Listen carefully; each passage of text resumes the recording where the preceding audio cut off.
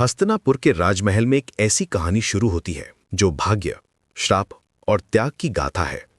जब धृतराष्ट्र जन्म से अंधे थे तो सिंहासन पर बैठने का अधिकार उनके छोटे भाई पांडु को मिला। लेकिन यह सिर्फ एक राजगद्दी की बात नहीं थी, ये एक ऐसी नियति की शुरुआत थी जो पूरे कुरु वंश को हिला देने वाली थी। धृतराष्ट्र के मन में अपने भाई के लिए जलन थी।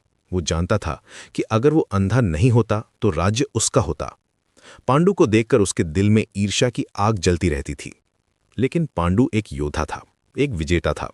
उसने न सिर्फ हस्तिनापुर पर राज किया बल्कि पूरे भारत को जीतकर कुरु साम्राज्य को यवनों के देश तक फैला दिया। उसकी वीरता की गूंज हर दिशा में सुनाई देती थी। पांडु की दो रानियां थीं, कुंती और माद्री। दोनों उससे बेहद प्रेम करती थीं। राजा पांडु का जीवन खुशियों से भरा हुआ था, लेकिन नियति को कुछ और ही मंजूर था। एक दिन जब वो शिकार पर गया तो उसने देखा कि दो हिरन प्रेम में मग्न है। उसने तुरंत अपना तीर चलाया, लेकिन वो नहीं जानता था कि वो हिरन दरअसल एक ऋषि था जो अपनी पत्नी के साथ प्रेम कर रहा था। मरते समय उस ऋषि ने पांडु को श्राप दिया। उसकी आवाज में दर्द और गुस्सा था जब उसने कहा, राजन, तुम्हारे समान क्रूर पुरुष इस संसार में कोई भी नहीं होगा। तूने मुझे प्रणय के समय बाण मारा है, अतएव जब कभी भी तू प्रणयवत होगा तेरी मृत्यु हो जाएगी। गहरे दुख में डूबे पांडु ने अपनी रानियों से कहा, हे देवियों, अब मैं अपनी समस्त वासनाओं का त्याग करके इस वन में ही रहूंगा। तुम लोग हस्तिनापुर लौट जाओ। लेकिन कुंती और माद्री ने उससे विनती की, नाथ, हम आपके बिना एक क्षण भी जीवित नहीं रह सकती। आप हमें भी वन में अपने साथ रखने की कृपा कीजिए। उनके प्रेम और समर्पण को देखकर पांडु का दिल भर आया। वन में रहते हुए पांडु को एक और चिंता सताने लगी। एक दिन कुछ ऋषियों ने उससे कहा, राजन, कोई भी निसंतान पुरुष ब्रह्मलोक जाने का अधिकारी नहीं हो सकता, अतः हम आपको अपने साथ ले जाने में असमर्थ हैं। यह सुनकर पांडु बेहद परेशान हो गया। उसने कुंती से कहा, हे कुंती, मेरा जन्म लेना ही व्यर्थ हो रहा है, क्योंकि संतानहीन व्यक्ति पितृ ऋण, ऋषि ऋण, देव ऋण तथा मनुष्य ऋण से मुक्ति नहीं पा सकता।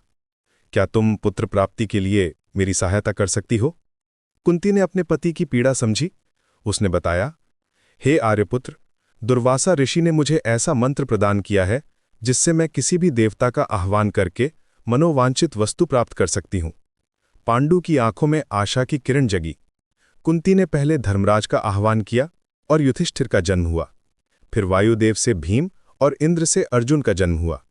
माद्री ने भी कुंती से मंत्र मांगा। उसने अश्विनी कुमारों का आह्वान किया और नकुल तथा सहदेव का जन्म हुआ। इस तरह पांडु को 5 पुत्र मिले।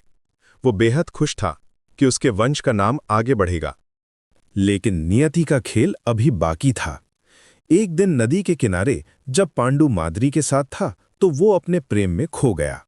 उस क्षण श्राप का प्रभाव हुआ और पांडु की मृत्यु हो गई। माद्री का दुख देखने लायक था। वो अपने पति के बिना जीवन की कल्पना नहीं कर सकती थी। उसने सती होने का निर्णय लिया और पांडु के साथ चिता में जल गई। कुंती अकेली रह गई। उसके पास 5 छोटे बच्चे थे और एक बड़ी जिम्मेदारी थी। वो समझ गई कि अब उसे हस्तिनापुर लौटना होगा। जब वो पांडवों के साथ राजधानी पहुंची तो पूरे राज्य ने उन्हें स्वीकार किया।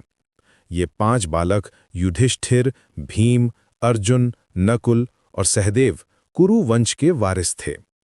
इस तरह पांडु की कहानी समाप्त हुई, लेकिन पांडवों की गाथा शुरू हुई। एक श्राप जो विनाश लेकर आया था, वो अंततः महान योद्धाओं के जन्म का कारण बना। ये कहानी हमें सिखाती है कि जीवन में हर दुख के पीछे कोई ना कोई उद्देश्य छुपा होता है और कभी-कभी सबसे बड़ी त्रासदी भी नई शुरुआत का कारण बन जाती है।